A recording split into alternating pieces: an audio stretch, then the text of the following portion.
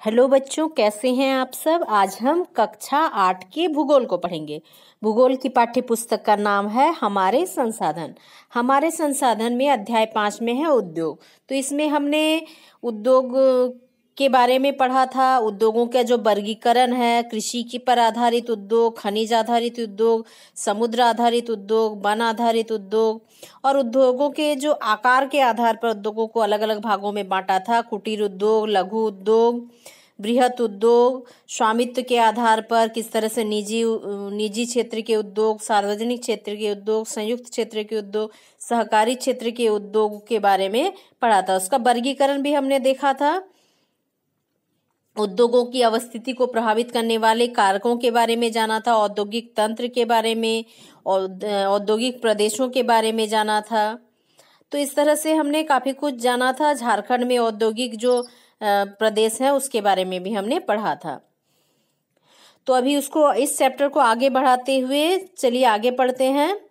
तो हम यहाँ तक पढ़ चुके थे। अब देखते हैं कि भारत में कई बड़े और औद्योगिक प्रदेशों का विकास हुआ है। तो भारत के प्रमुख कुछ औद्योगिक प्रदेशों के बारे में यहाँ हम देखेंगे, जैसे मुंबई, पुणे में औद्योगिक प्रदेश, हुगली औद्योगिक प्रदेश, छोटा नागपुर औद्योगिक प्रदेश, गुड़गांव, दिल्ली मेरठ प्रदेश, बेंगलोर तमिलनाडु औद्योगिक प्रदेश, अहमदाबाद बड़ौदा प्रदेश, विशाखापट्टनम गुंटूर प्रदेश और कोल्लम तिरुवनंतपुरम प्रदेश।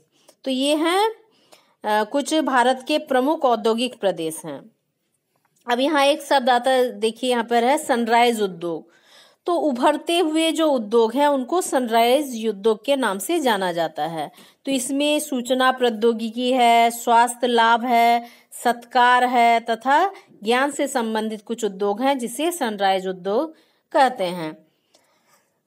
छोटा नागपुर औद्योगिक प्रदेश झारखंड राज्य में विस्तृत है। तो छोटा नागपुर का जो औद्योगिक प्रदेश है वो काफी विस्तृत है झारखंड में। तो इस औद्योगिक प्रदेश के विकास का आधार है यहाँ की जो खनिज पदार्थ हैं उसकी उपलब्धता। तो इस क्षेत्र में लौह अयस्क प्राप्त होता है, बॉक्साइट, तांबा, यूरेनियम, चूना पत्थर और ऊर्जा का जो स्रोत है कोयला, ये भी प्रचुर मात्रा में पाया जाता है झारखंड में। तो इस कारण जो छोटा नागपुर का औद्योगिक क्षेत्र है काफी विकसित है। इस औद्योगिक प्रदेश में जमशेदपुर, बोकारो, धनबाद, घाटशिला, मुरी प्रमुख औद्योगिक केंद्र हैं। जमशेदपुर तथा बोकारो में लोहा इस्पात उद्योग है। तो ये आप सुने भी होंगे। वही मुरी में एल्युमिनियम उद्योग है और घाटशिला में तांबा उद्योगों का विकास हुआ है। विश्व के प्रमुख उद्योग, अब देखते हैं विश्व के प्रमुख उद्योग। ये आपने झारखंड के बारे में जाना इसमें। अब देखते हैं विश्व में लोहा इस्पात, सीमेंट, तेल शोधन, एल्युमिनियम, सूती वस्त्र, चीनी, जूट, चूना और प्रौद्योगिकी जैसे अनेक उद्योगों का विकास हुआ है पूरे विश्व में। तो इसमें लोहा इस्पात, खनिज आधारित, सूती वस्त्र, कृषि आधारित तथा सूचना प्रौद्योगिकी तकनीकी पर आधारित उद्योग हैं। अब देखते हैं लोहा इस्पात उद्योग के बारे में। लोहा एवं इस्पात उद्योग जो हैं ये आधारभूत उद्योग हैं, क्योंकि सभी जो बड़े उद्योग हैं उसका बेस है लोहा इस्पात, क्योंकि इसके बिना बाकी उद्योग नहीं बढ़ सकते हैं। इस उत्पाद पर भी अन्य उद्योगों का विकास होता है। तो कोई देश औद्योगिक रूप से कितना विकसित है यह वहाँ के जो लोहा इस्पात उद्योग के विकास पर निर्भर करता है कि लोहा इस्पात उद्योग कितना विकसित है। उसी के अनुसार अनुमान लगाया जा सकता है कि कोई देश औद्योगिक रूप से कितना विकसित है। लौह अयस्क, कोयला, चूना पत्थर इसके लिए प्रमुख कच्चा माल है। किसके लिए? लौह इस्पात उद्योग के लिए। तो श्रम, पूंजी, भूमि, परिवहन इसके अन्य प्रमुख निवेश हैं। लौह अयस्क से इस्पात निर्माण में कई प्रक्रियाएं हैं। तो इससे पहले हम कच्चा माल को भट्टी में डालते हैं। सबसे पहले क्या करते हैं, जो कच्चा माल होता है उसको क्या करते हैं, भट्टी में डाला जाता है, जहाँ पे उसे प्रगलित होता है। तो क्या किया जाता है, पिघाला जाता है।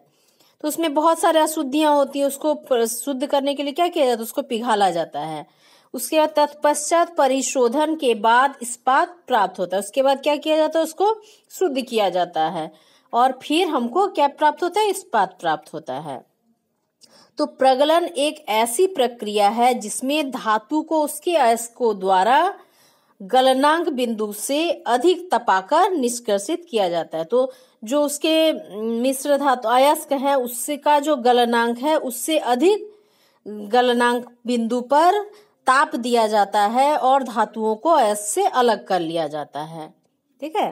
अब सन देखिए 1800 ईस्वी में के पूर्व लोहा इस्पात उद्योग की स्थापना उन स्थानों पर की गई जहां कच्चा माल, लोह अयस्क, जल, विद्युत शक्ति आसानी से उपलब्ध है। क्यों? क्योंकि किसी उद्योगों के विकास के लिए ये चीजें बहुत आवश्यक है। जैसे लोहा इस्पात उद्योग के लिए लोह अयस्क चाहिए, जल चाहिए, विद्युत चाहिए और इसके बिना उद्योग नहीं चल सकता। इसलिए ऐसे क्षेत्र चुने जाते हैं जहां ये आसानी से उपलब्ध हैं। इसके बाद 1950 तक इस उद्योगों की स्थापना कोयला क्षेत्र, नदियों और परिवहन साधन से प्रभावित थी। तो उससे पहले क्या थी कि जो ये उद्योग थे ये कोयला जो क्षेत्र हैं वैसे जगहों में होती थी, नदियों के किनारे होती थी, परिवहन सुविधा हो वैसे जगहों में होती थी। तो 1950 ईस्वी के बाद लोहा और इस्पात उद्योग समुद्री बंदरगाहों के निकट समतल भूमि में स्थापित होने लगे। इसके बाद क्या हुआ? 1950 के बाद जो ये लोहा इस्पात उद्योग थे ये जो समुद्री बंदरगाह होते जहां से जहाज आती हैं, जहाज जाती हैं सामान लेकर विदेशों में, तो वैसे जगह स्थापित किया जाने लगा। क्योंकि इस्पात निर्माण का कार्य इस समय बहुत विशाल, क्योंकि क्या हुआ था कि जो इस्पात का निर्माण हो रहा था वो बहुत विशाल हो गया था, बहुत विस्तृत हो गया था और लोह अयस्क विदेशों से आयात होने लगा। तो विदेशों से जो लोह अयस्क था उसको लाया जाने लगा। जर्मनी, संयुक्त राज्य अमेरिका, चीन, जापान, रूस, भारत विश्व के प्रमुख लोह इस्पात उत्पादक देश हैं। तो बंदरगाह के सामने स्थापित करने का यही कारण था कि जो विदेशों से लोह इस्पात लाकर फैक्ट्री में सीधा लाया जा सके और आगे का काम यहाँ तैयार हो सके, इस्पात तैयार हो सके। तो संयुक्त राज्य अमेरिका में पिट्सबर्ग तथा बाल्टीमोर प्रमुख केंद्र है किसके? लोह इस्पात कारखाना के। पिट्सबर्ग को विश्व की इस्पात राजधानी कहा जाता है। चीन का आंसान और वुहान, जापान का टोक्यो तथा रूस का मैग्निटोगोर्स्क एवं चेलियाबिंस्क विश्व में के बड़े इस्पात कारखाने हैं। ठीक है, ये जान लेंगे आप। हेवी इंजीनियरिंग कॉरपोरेशन, ठीक है, HEC, ये हटिया में है। तो झारखंड की राजधानी रांची भारत सरकार द्वारा 1958 ईस्वी में इस संयंत्र की स्थापना हुई। HEC की स्थापना हुई कब हुई? 1958 में। इसकी स्थापना रूस के चेकोस्लोवाकिया के सहयोग से किया गया। इसका निर्माण किया गया रूस के सहयोग से। यहाँ 3 उत्पादन इकाइयां स्थापित की गई। तो क्या क्या स्थापित की गई? पहला था foundry forge plant, FFP plant. दूसरा था heavy machine building plant, HMBP plant. तीसरा था heavy machine tools plant, HMTP। इन इकाइयों में दूसरे उद्योगों के लिए मशीन, उपकरण तथा अन्य सामग्रियों का उत्पादन किया जाता था। ठीक है, तो दूसरे जो उद्योग लगते थे उसके लिए मशीन, उपकरण और दूसरी सामग्रियां यहाँ बनाई जाती थी। कहाँ? हैवी इंजीनियरिंग कॉरपोरेशन में।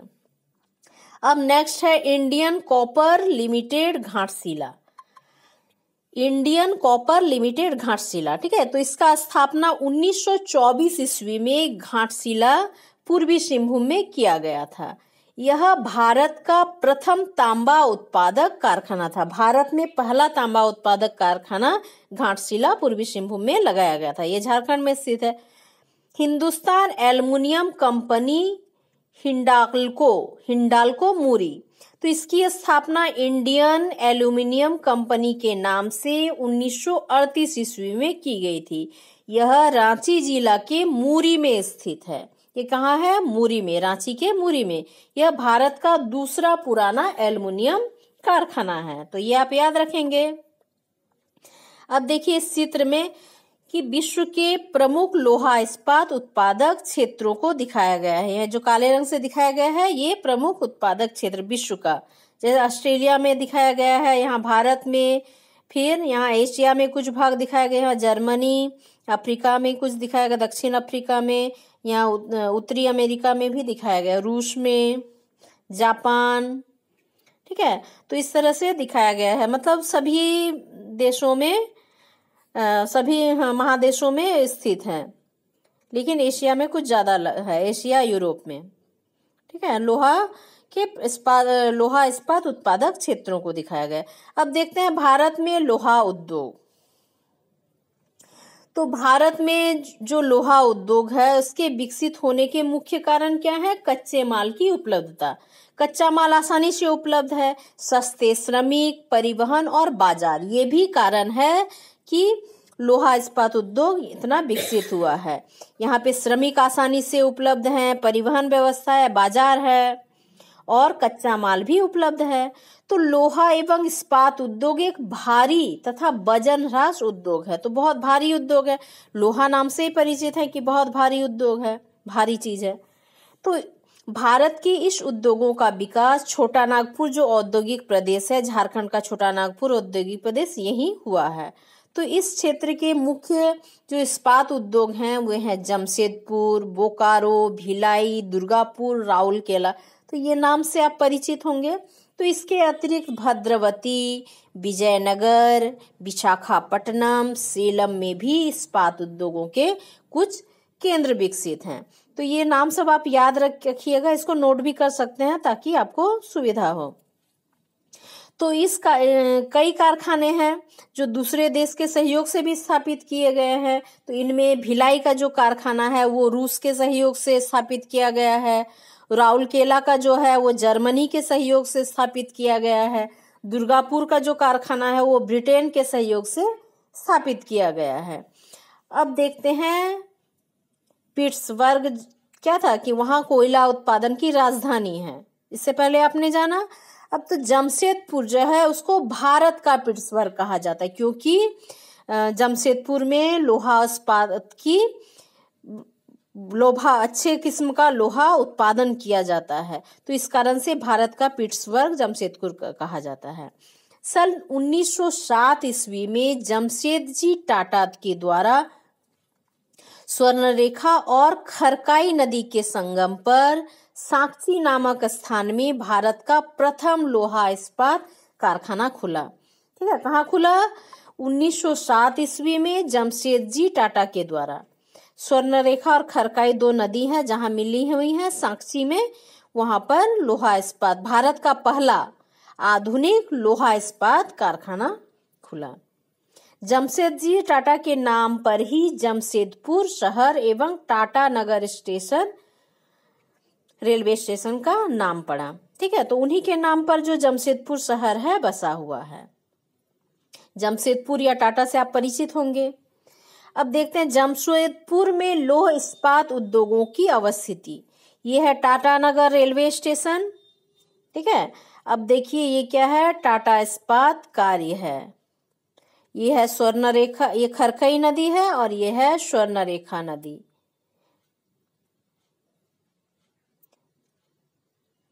ये है टेल्को, ये है आपका साक्षी।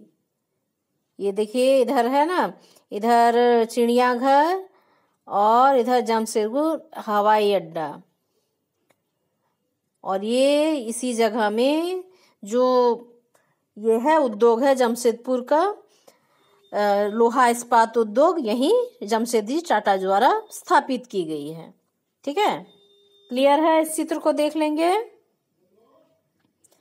तो यही उद्योग की स्थापना की गई है। जमशेदपुर में लोहा इस्पात उद्योग की स्थापना के लिए आदर्श भौगोलिक कारक उपलब्ध हैं और उच्च कोटि का जो लौह अयस्क है झारखंड के सिंहभूम तथा ओडिशा के मयूरभंज जिले से प्राप्त होता है। तो यहाँ जो कच्चा माल प्राप्त होता है वो झारखंड में ही प्राप्त हो जाता है या फिर कुछ भाग ओडिशा के मयूरभंज से भी लाया जाता है। कोकिंग कोयला झरिया तथा रानीगंज से प्राप्त होता है। तो इसको गलाने के लिए कोयला चाहिए, तो वो झरिया और रानीगंज से प्राप्त होता है। और चूना पत्थर उड़ीसा के सुंदरगढ़ जिले से, तथा पानी कहाँ से मिल जाता है? स्वर्णरेखा और खरकई नदी के किनारे, क्योंकि स्वर्णरेखा और खरकई के किनारे बसा हुआ है ये प्लांट। कोलकाता बंदरगाह यहाँ से मात्र 250 किलोमीटर की दूरी पर है, तो इसलिए बंदरगाह की भी सुविधा है, नदी से पानी की सुविधा है, चूना पत्थर उड़ीसा से मिल जा रहा है, जो कच्चा माल है वो झारखंड पुसिमभूम से भी मिल जा रहा है और मयूरभंज से भी मिल जा रहा है उड़ीसा का, और कोयला झरिया रानीगंज से मिल जा रहा है। तो सारी चीज आसानी से उपलब्ध है यहाँ पर, और जहाँ एक अच्छा बाजार भी उपलब्ध है। तो यह स्थान हावड़ा मुंबई जो रेल मार्ग है तथा राष्ट्रीय राजमार्ग NH-33 पर स्थित है। तो इससे गुजरती हुई जो हाईवे है वो है NH-33, और रेलवे लाइन है जो हावड़ा मुंबई मुख्य रेलवे लाइन है वो इसी मार्ग से होकर जाती है। अब जमशेदपुर में लोहा इस्पात उद्योग विकसित होने के कारण वहाँ की जो कई सहायक उद्योग भी विकसित हुए हैं। तो वहाँ टाटा स्टील जब स्थापित हुआ उसके बाद उसके जो सहयोगी काफी सारे छोटे छोटे उद्योग हैं, तो वहाँ देखिएगा पूरा बहुत सारे फैक्ट्री हैं जमशेदपुर में अलग अलग तरह का, क्योंकि एक उद्योग जहाँ होगा उसको सपोर्ट देने के लिए काफी सारे उद्योग भी लग जाते हैं। तो इससे टाटा मोटर्स एवं एग्रीको प्रमुख है। इन सहायक उद्योगों में रसायन, इंजन के पुर्जे, कृषि उपकरण, मशीन, टीन की चादरें, केबल और तार का उत्पादन किया जाता है। तो सारी चीजों का आवश्यकता होती है, तो उसकी पूर्ति के लिए और भी छोटे छोटे बहुत सारे उद्योग भी हैं। तो ये देखिए जमशेदपुर में लोहा इस्पात उद्योग टाटा स्टील, ठीक है, ये है भारत का पहला आधुनिक लोहा इस्पात उद्योग। ये देखिए अब देखते हैं पिट्सबर्ग, झारखंड भारत का पिट्सबर्ग है जमशेदपुर। अब देखते हैं पिट्सबर्ग के बारे में, जहां लोहा इस्पात उद्योग की राजधानी कहा जाता है जिसे। तो जब यह संयुक्त राज्य अमेरिका का सबसे प्रमुख इस्पात केंद्र है, कौन? पिट्सबर्ग। इसे विश्व की इस्पात राजधानी कहा जाता है क्योंकि यहाँ से सबसे ज्यादा लोहा इस्पात की उत्पादन होता है। तो इस्पात उद्योगों की स्थापना के लिए यहाँ अनेक सुविधाएं उपलब्ध हैं। तो क्या क्या सुविधाएं हैं? इस उद्योगों को कोयला पिट्सबर्ग तथा लौह अयस्क, यहाँ में जो कोयला उपयोग होता है वो पिट्सबर्ग में ही प्राप्त हो जाता है, और जो लौह अयस्क है वो मिनेसोटा की खानों से प्राप्त हो जाता है। लौह अयस्क कच्चा माल मिल गया, लोहा मिल गया गलाने के लिए, और मिनेसोटा से पिट्सबर्ग तक लौह अयस्क का परिवहन ग्रेट लेक्स जलमार्ग के द्वारा होता है। तो जलमार्ग की परिवहन सुविधा भी हो गई, और इस कारखानों को ओहियो मोनोगहेला तथा एल्गनी नदियों से जल प्राप्त होता है। दो नदियां हैं, ओहियो और मोनोगहेला, तो ये दो नदियों से पानी भी मिल जाता है। जैसे जमशेदपुर में बहुत सारी इस तरह की सुविधाएं देखा अपना, तो यहाँ पिट्सबर्ग में भी इस तरह की जो बुनियादी सुविधाएं चाहिए एक फैक्ट्री को बैठाने के लिए, भी सारी सुविधाएं यहाँ भी उपलब्ध हैं। निर्मित इस्पात को स्थल तथा जल दोनों मार्गों से बाजार भेजा जा सकता है। मतलब स्थल मार्ग की भी सुविधा है यातायात के लिए, और जल मार्ग से भी सुविधा है, तो दोनों तरह से बाजार भेजा जा सकता है जो निर्मित इस्पात होंगे। पिट्सबर्ग औद्योगिक क्षेत्र में इस्पात उद्योग विकसित होने के कई अन्य उद्योग भी विकसित हुए हैं, जैसे रेल पटरी, उपकरण, भारी मशीन उद्योग इत्यादि स्थापित हुए हैं। जैसे जमशेदपुर के केस में कि एक उद्योग जब स्थापित हुआ उसको सपोर्ट देने के लिए, बाकी चीजें उपलब्ध कराने के लिए बहुत सारे उद्योग स्थापित हुए, तो उसी तरह से पिट्सबर्ग में भी उस उद्योग को सपोर्ट देने के लिए और भी बहुत सारे उद्योग स्थापित हो गए। अब यहाँ देखते हैं ग्रेट लेक्स 5 झीलों के समूह का नाम है, ठीक है, 5 झीलों का समूह है, इसे ग्रेट लेक्स कहते हैं। ये सुपीरियर, ह्यूरोन, ओटारियो, मिशिगन और ईरी है, ठीक है। ये जो 5 झील है इनके नाम है। यह विश्व के विकसित जलमार्गों से एक है, और ये पिट्सबर्ग में उपलब्ध है यात्रा के लिए। इसके द्वारा समुद्री मार्ग से यात्रा होता है, झीलों के द्वारा जल मार्ग से यात्रा होता है। तो ये जो सहायक उद्योग आसपास रेल पटरी उपकरण भारी मशीन उद्योग स्थापित हुए, इसका कच्चा माल इस्पात है और ये इस लोहा इस्पात फैक्ट्री से प्राप्त हो जाता है। अब है सूती वस्त्र उद्योग। तो वस्त्र निर्माण विश्व का सबसे पुराना उद्योग है ये, और वस्त्र निर्माण उद्योगों में धागों को काटना पड़ता है, बुनना पड़ता है, ये सारी क्रियाएं इसमें शामिल रहती है। तो इस उद्योग का मुख्य कच्चा माल क्या है? रेशा है। तो रेशा भी दो प्रकार के होते हैं, एक प्राकृतिक रेशा होते हैं और एक कृत्रिम रेशा होते हैं। तो ऊन, सिल्क, कपास आदि क्या है? प्राकृतिक रेशा है, जो प्रकृति से प्राप्त हो। जैसे ऊन भेड़ से प्राप्त होता है, सिल्क भी एक तरह का कीड़ा होता है, रेशम कीट, उससे प्राप्त होता है। कपास के पौधे से प्राप्त होता है। जबकि नायलॉन, पॉलिएस्टर, एक्रेलिक, रेयान ये कृत्रिम रेशा है, जिसको अब कृत्रिम रूप से तैयार किया जाता है। तो सूती वस्त्र उद्योग में सबसे महत्वपूर्ण उद्योग है। सूती वस्त्र तैयार करने का जो उद्योग है सबसे महत्वपूर्ण उद्योग है और ये सबसे प्राचीन उद्योग भी है। 18वीं शताब्दी में औद्योगिक क्रांति के पूर्व तक सूती वस्त्र हस्तकताई तथा हथकरघों से बनाया जाता था, हाथ के द्वारा काटा जाता था।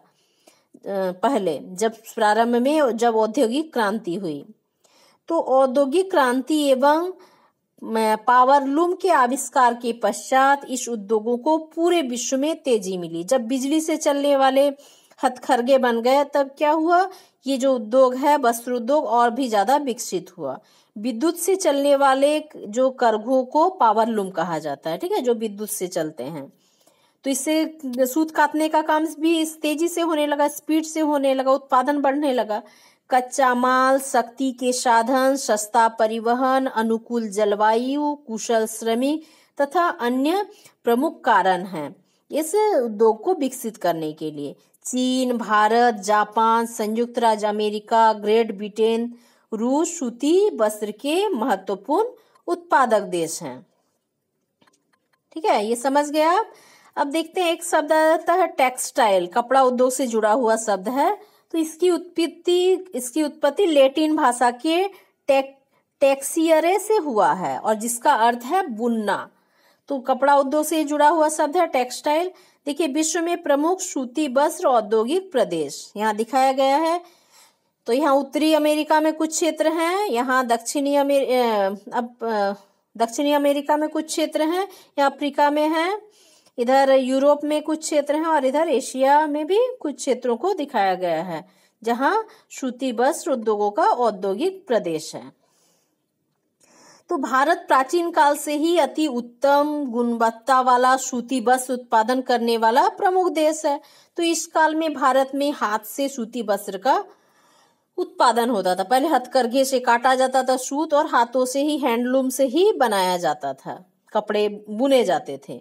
लेकिन धीरे धीरे पावरलूम आने से क्या हुआ? औद्योगिक क्रांति के बाद जब पावरलूम का आविष्कार हुआ, बिजली से चलने वाले करघे का आविष्कार हुआ, तो पश्चिम देश में बने जो कपड़े थे सस्ते और अच्छी गुण वाले होते थे, क्योंकि उसमें उत्पादन खर्च कम होता था, जल्दी तैयार हो जाते थे, इसलिए कपड़े का मूल्य भी अधिक सस्ता हो जाता था, कम में मिल जाता था। इसलिए जो भारतीय सूती वस्त्र उद्योग था उसको काफी प्रतिस्पर्धा, कंपटीशन करना पड़ा पश्चिमी देशों के सूती उद्योगों से।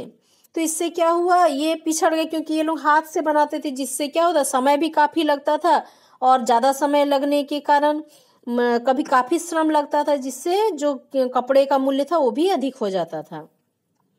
तो भारत में सूती वस्त्र की पहली यांत्रिक मिल लगी थी 1854 ईस्वी में मुंबई में।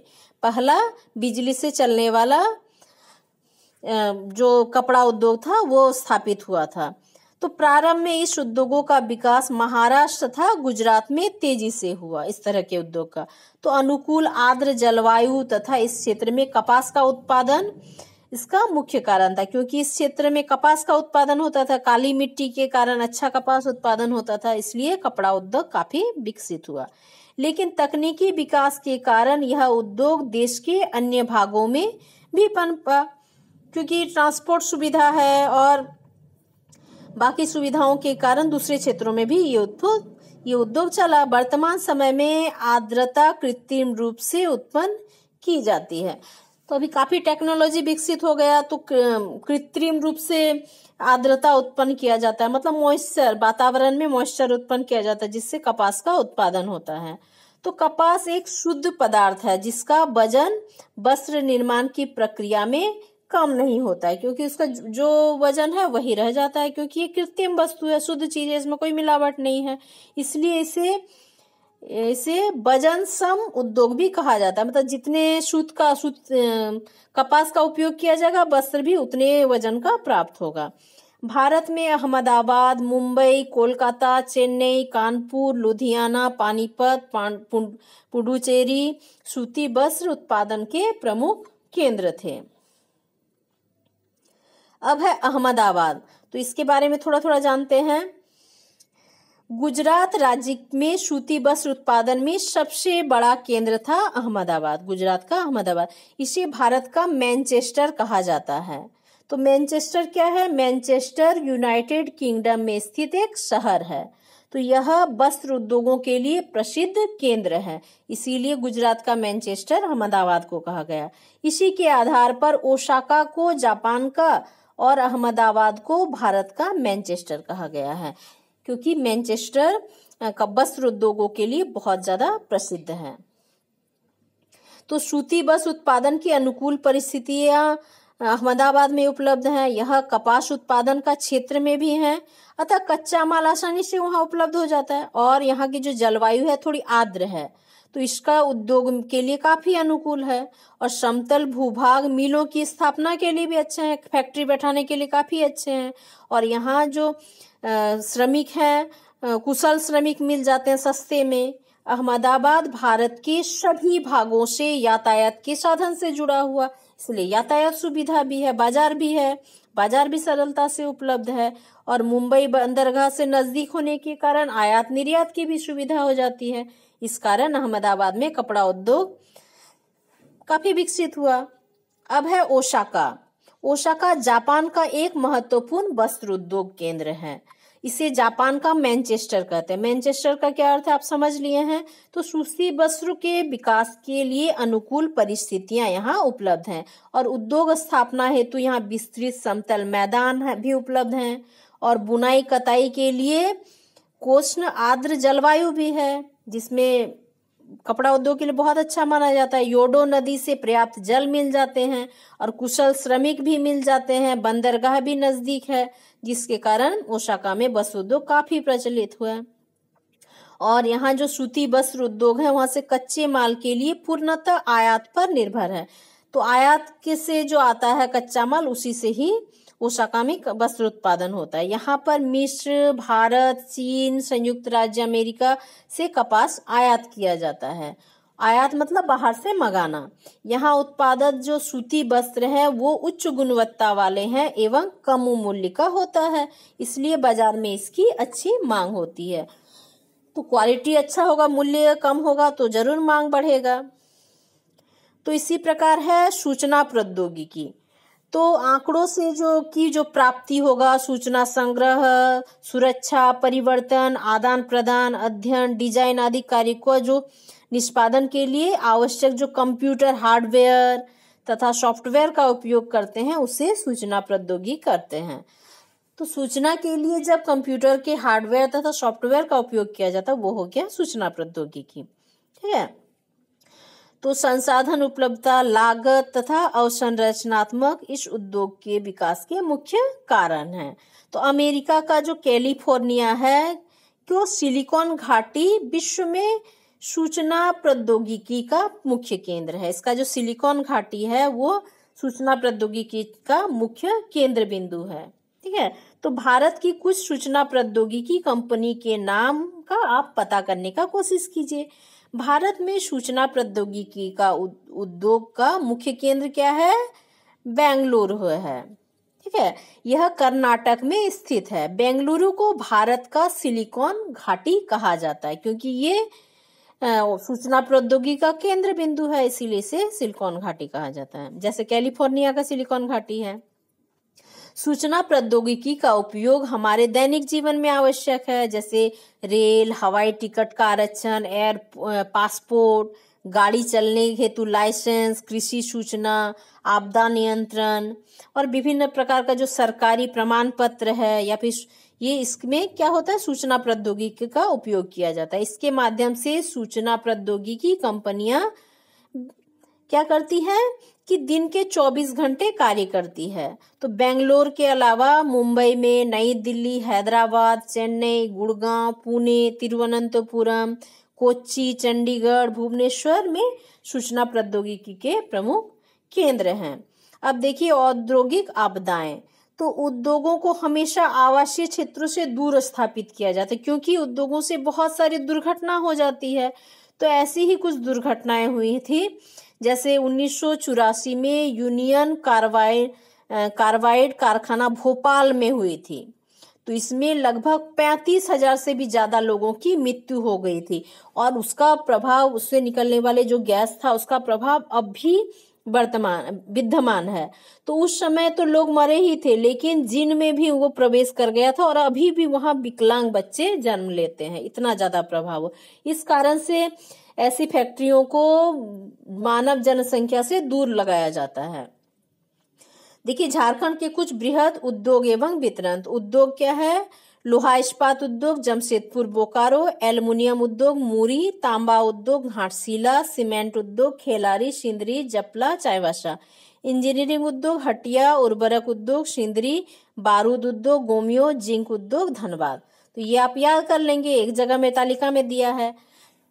अब देखिए कुछ शब्द है, इसको देख लेते हैं। कुटीर उद्योग, कॉटेज इंडस्ट्री, बृहत उद्योग, लार्ज स्केल इंडस्ट्री, लघु उद्योग, स्मॉल स्केल इंडस्ट्री, सहकारी उद्योग, कोऑपरेटिव सेक्टर, संयुक्त क्षेत्र, जॉइंट सेक्टर, औद्योगिक प्रदेश, इंडस्ट्रियल रीजन, सूचना प्रौद्योगिकी, इंफॉर्मेशन टेक्नोलॉजी, प्रौद्योगिकी टेक्नोलॉजी, प्रगलक, स्मेल्टिंग, हस्तकरघा, हैंडलूम, सार्वजनिक क्षेत्र, पब्लिक सेक्टर, औद्योगिक तंत्र, इंडस्ट्रियल सिस्टम, निजी क्षेत्र, प्राइवेट सेक्टर। हो गया क्लियर? चैप्टर कंप्लीट होता है, आप इसको रिपीट करके पढ़ेंगे और समझने का प्रयास करेंगे। ठीक है, थैंक यू।